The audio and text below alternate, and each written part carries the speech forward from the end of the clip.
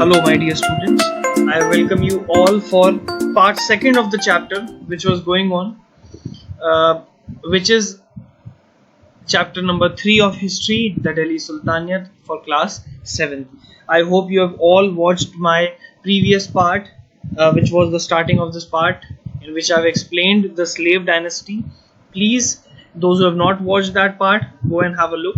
So, moving on to the topics for discussion.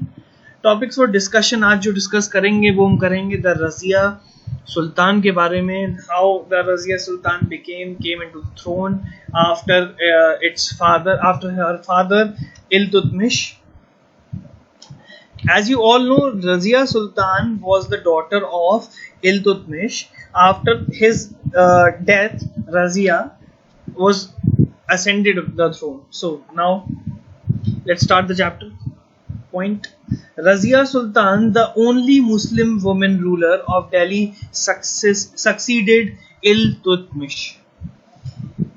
Defying the gender basis and orthodox cultural practice of her age, she put on male attire and appeared unveiled in public. मतलब आप कह सकते हो कि gender basis को इन्होंने बिल्कुल Orthodox जो थिंकिंग थी लोगों की कि womens can not lead, womens can not control the throne, ये सब इन्होंने चेंज कर ली और मेल अटायर में ये रहती थी. ऑलमोस्ट मेल अटायर था इनका. And she succeeded the throne of Iltutmish very well, जो कि कई लोगों को नापसंद था. So she succeeded in establishing law and order throughout the empire. Her rule marked the beginning of the power struggle between Sultan and the Chahalangani.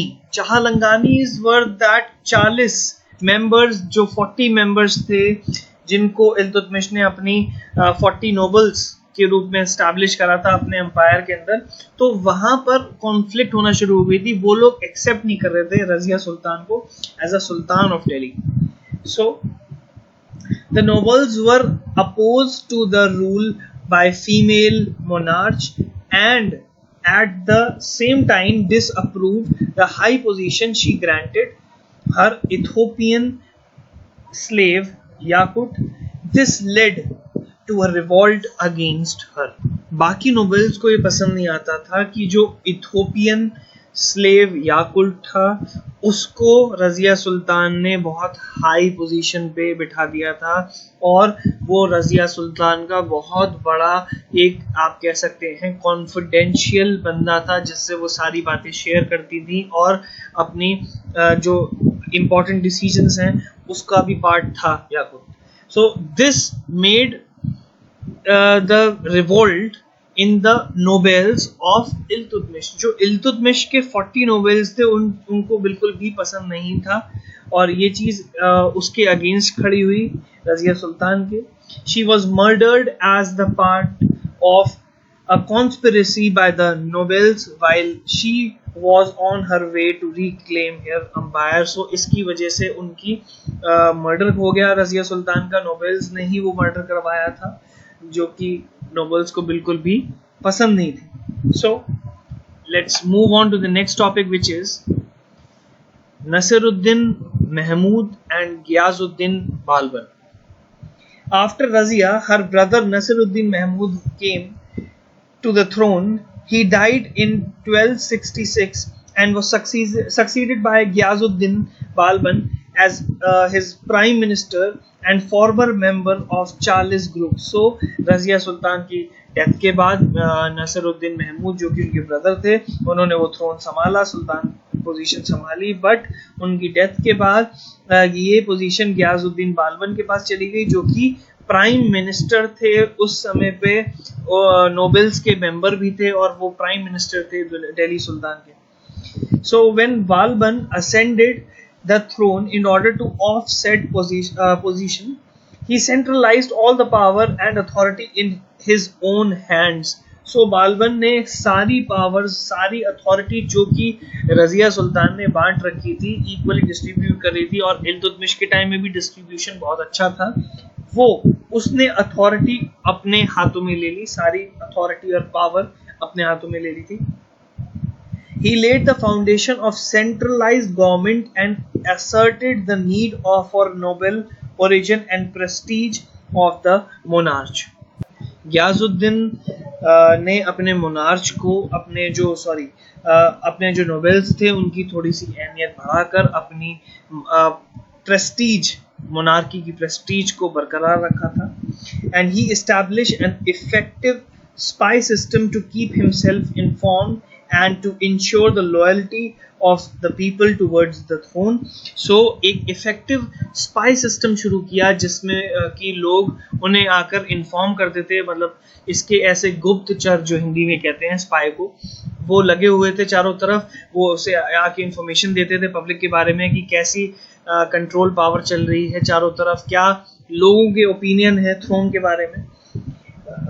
He broke the power of group of 40, that is the Chahalagani. After the end of Gyazuddin Balban, the new emerging dynasty was raised, the Khilji dynasty. अब ये कैसे हुआ सुनिएगा. Balban died in 1287. His successor proved to be the weak and incompetent, मतलब उसका जो successor था, आने वाला राजा था, वो competent नहीं था थ्रोन संभालने के लिए, वीक था.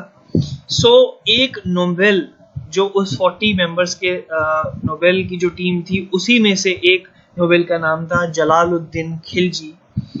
established the Khilji dynasty after killing Balban's grandson.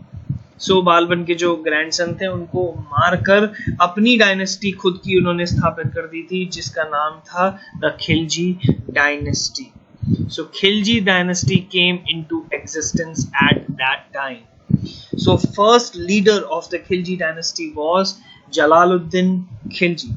The founder of the Khilji dynasty, Jalaluddin Khilji, suppressed the revolts of Balban's successor and overcome the external threat of Mongol. जो existing threats थे Mongol से उन्होंने उस पर overcome किया और जो उसके जो पुराने जो लीडर थे बालबन उनके जो रिवोल्ट्स चल रहे थे उस रिवोल्ट्स को भी उन्होंने खत्म कर दिया, एंड कर दिया, सप्रेस्ड कर दिया. So his brief rule over a period of 6 years was based on the willing support of people in the process of governance and tolerance towards religious communities. So इनका बहुत एक अच्छा शासन चल रहा था लोगों के विलिंग पे, आप कह सकते हैं लोगों के हित के साथ ये चलते थे, एंड लोगों की विलिंग और हित की वजह से इनका जो 6 years का जो स्पैन था वो बहुत ही अच्छा बीत रहा था. So everyone was happy with the empire of Jalaluddin Khilji. So coming to the Alauddin Khilji, I'll be explaining you in the next video. So keep revising and thank you so much for watching till the end.